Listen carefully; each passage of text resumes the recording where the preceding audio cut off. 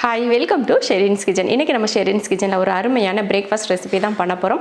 நம்ம அதிக பேர்ல பாத்தீங்கன்னா இடியாப்பம் அப்படினாலே எல்லாருக்குமே ரொம்ப பிடிக்கும். ரொம்ப விரும்பி சாப்பிடுவோம். இடியாப்பம், தேங்காய் பால் இந்த மாதிரி எல்லாரும் விரும்பி சாப்பிடுவோம். இன்னைக்கு நம்ம பண்ண போறது இடியாப்பமும் அதுக்கு அப்புறமா பாத்தீங்கன்னா ஒரு கடலைக்கறியும் பண்ண போறோம். ரொம்ப சூப்பரா இருக்கும். இந்த காம்பினேஷன் எல்லாருக்குமே ரொம்ப பிடிச்ச மாதிரி தான் இருக்கும். வாங்க அது எப்படி பண்ணலாம் அப்படிங்கறத பார்க்கலாம். 8 மணி நேரத்துக்கு நான் வந்து கொண்டக்கடலை ஊற வச்சு எடுத்துர்க்கேன். நைட் ஊற வச்சு காலையில எடுத்து வச்சிருக்கேன். இதுல ஒரு பெரிய வெங்காயத்தை சின்னதா வெட்டி சேர்த்துக்கலாம். ஒரு சின்ன துண்டு இஞ்சியை இது போல நல்லா பொடிசா கட் பண்ணி போட்டுருக்கேன்.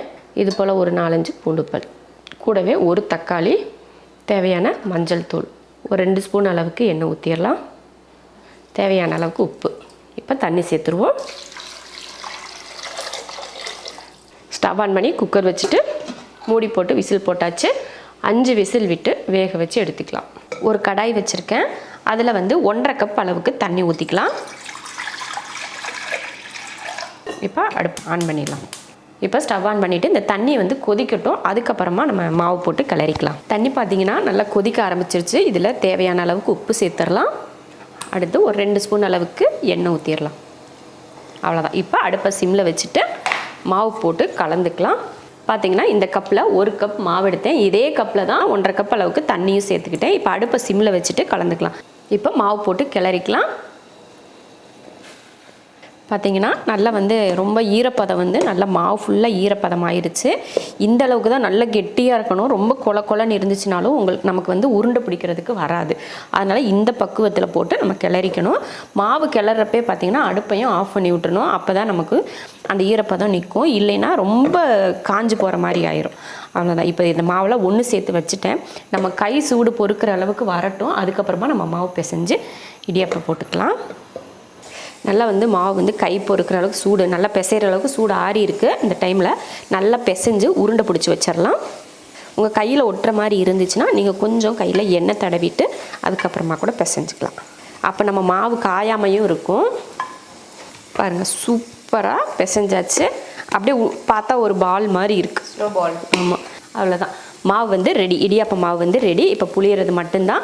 இடியாப்பம் வேக வைக்கிறதுக்கு ஒரு செம்பு அளவுக்கு தண்ணி ஊற்றிருக்கேன். அது கொதிக்கட்டும். நான் வந்து இடியாப்ப உலக்கில் வந்து இடியாப்பத்தட்டு போட்டுக்கிறேன். போட்டுட்டு எண்ணெய் தடவிக்கலாம். இப்போ வந்து மாவு வச்சிடலாம். அதே போல் இட்லி தட்டுலேயும் நம்ம லைட்டாக வந்து எண்ணெய் தடவிக்கலாம். நம்ம இதுக்கு முன்னாடி வீடியோலலாம் நம்ம வந்து இடியாப்பம்லாம் செஞ்சுருக்கோம், வீடியோ போட்டிருக்கோம், வாழை இலையில் போட்டிருக்கோம், இது போல் இட்லி தட்டில் போட்டிருக்கோம், கடலைக்கறி சைடிஷாக கடலைக்கறி இந்த மாதிரியெல்லாம் செஞ்சுருக்கோம். இப்போ நம்ம செய்கிறது குருமாவுக்கு இடியாப்பம் செய்கிறோம். கரெக்டாக ஒரு 5 இடியாப்பம் 5 குழி வந்திருக்கு. வச்சுட்டு மூடி வச்சிடலாம். ஒரு 8 நிமிஷத்துக்கு வேகட்டும். இடியாப்பம் பார்த்திங்கன்னா நல்லா வெந்துருச்சு. இப்போ அடுப்பு ஆஃப் பண்ணிவிட்டேன். இடியாப்பம் வந்து எடுத்தாச்சு. ஒரு 2 நிமிஷத்துக்கு ஆற வச்சோம்னா நம்ம கையிலேயே எடுத்துடலாம். அதனால் ஒரு 2 நிமிஷத்துக்கு ஆறட்டும். சூப்பரான ஒரு இடியாப்பம் பாருங்கள், பூவாவும் அப்படியே நூலாக ரெடியாக இருக்குது. இப்போ வந்து நம்ம மசாலா வறுத்துக்கலாம். அதுக்கு வந்து நான் ஒரு கைப்பிடி அளவுக்கு சின்ன வெங்காயம் எடுத்திருக்கேன். வெங்காயம் போட்டதுக்கப்புறமா கொஞ்சமாக எண்ணெய் சேர்த்துக்கலாம். வெங்காயத்தை கொஞ்சமாக வதக்கணும் இல்லையா, அதுக்காக தான் கொஞ்சமாக எண்ணெய் சேர்த்துருக்கேன். இது கூடவே நம்ம தேங்காயை போட்டோம்னா வெங்காயம் வந்து சரியாக வதங்காது. அதுக்காக கொஞ்சமாக இதை வறுத்துட்டு அதுக்கப்புறமா தேங்காய் சேர்த்துக்கலாம். வெங்காயம் ஓரளவுக்கு இந்த மாதிரி வதங்கினதுக்கப்புறமா நம்ம வந்து ஒரு 1/4 முடி அளவுக்கு தேங்காய் துருவி வச்சுருக்கேன்.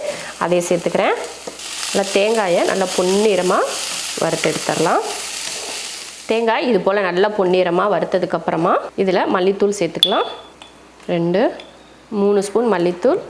நம்ம காரத்தை ஏற்ற போல் மிளகாத்தூள் சேர்த்துக்கலாம். நான் வந்து 1 ஸ்பூன் மிளகாத்தூள் சேர்த்துக்கிறேன். சேர்த்துட்டு இதை வறுத்துடலாம். அந்த தேங்காய் வெங்காயத்தோட நம்ம மசால் பொடியும் கொஞ்சம் மிளகாத்தூள் மல்லித்தூளை சேர்த்துட்டு இந்த போல் நல்லா வறுத்து விட்டுட்டு இப்போ அடுப்பை ஆஃப் பண்ணிவிட்டு மசாலாவை ஆற வச்சு அரைச்சிக்கலாம். கொண்டக்கடலை பாருங்கள் ரொம்ப நல்லா வேக வச்சாச்சு. அவ்வளோதான். இந்த தக்காளி வந்து நம்ம மசாலாலாம் போட்டு வதங்குறப்போ அது தானே மசிஞ்சிரும். இப்போ ஸ்டவ் ஆன் பண்ணியிருக்கேன். நம்ம மசாலா வறுத்தோம் இல்லையா, அதை அரைச்சி எடுத்திருக்கேன். அதையே சேர்த்துடலாம். மசால் போட்டுட்டு கலந்துடலாம். மஞ்சத்தூள் வந்து நம்ம கொண்டக்கடலை வேக வைக்கிறப்பயே போட்டோம். அதனால இப்போ மஞ்சத்தூள் வந்து போட தேவையில்லை. மசாலாம் போட்டுட்டு தேவையான அளவுக்கு உப்பு சேர்த்துடலாம். உப்பு சேர்த்து கலந்து விட்டுட்டு ஒரு 10 நிமிஷத்துக்கிட்ட நல்லா வேக வச்சுருவோம். 10 நிமிஷமாக வேக வச்சுட்டு இப்போ மசால் வாடையெல்லாம் போயிடுச்சு. இப்போ இதை இறக்கிட்டு நம்ம தாளிச்சிடலாம். தாளிக்கிறதுக்கு எண்ணெய் ஊற்றிடலாம். எண்ணெய் காஞ்சதுமே கொஞ்சமாக வெந்தயம், அடுத்து கொஞ்சம் கடுகு வெந்தயம் பொரிஞ்சதுக்கப்புறமா கொஞ்சம் ஒரு 4-5 சின்ன வெங்காயத்தை பொடியாக வெட்டியிருக்கேன். அதையும் சேர்த்துடலாம். கொஞ்சம் கருவேப்பிலை. பாருங்கள், இது போல் நல்லா கலர் மாதிரி வந்துருச்சு பார்த்திங்களா. இந்த டைமில் இந்த மாதிரி ஒரு கொஞ்சமாக மிளகாத்தூள் போட்டு நல்லா கலந்து அடுப்பை ஆஃப் பண்ணிடுங்க. அந்த சூட்லேயே அந்த மிளகாத்தூள் வந்து நல்லா அந்த வாடை போயிடும். அவ்வளோதான். இப்போ இதை கடலைக்கறியில் ஊற்றிடலாம். சூப்பரான ஒரு கடலைக்கறி ரெடி ஆயிடுச்சு. இடியாப்பம் இது போல் பூ போல் செஞ்சு இந்த மாதிரி கடலைக்கறி மேலே ஊற்றி எடுத்து சாப்பிட்டா அவ்வளோ அருமையாக இருக்கும். சிலருக்கு வந்து தேங்காய் பால் பிடிக்கும், சிலருக்கு கடலைக்கறி பிடிக்கும், சிலருக்கு குருமா பிடிக்கும். இந்த மாதிரி ஒவ்வொன்றும் ஒவ்வொரு விதமாக செஞ்சுக்கலாம். நான் இன்றைக்கி பண்ணியிருக்கிறது கடலைக்கறியும் இடியாப்பமும். நீங்களும் கண்டிப்பாக இதே போல் ஒரு பிரேக்ஃபாஸ்ட்டுக்கு செஞ்சு பாருங்கள். சூப்பராக இருக்கும். செஞ்சு பார்த்துட்டு எப்படி இருக்குன்னு சொல்லிட்டு கமெண்ட் பண்ணுங்கள். பிடிச்சிருந்தா லைக் பண்ணிவிட்டு ஷேர் பண்ணுங்கள்.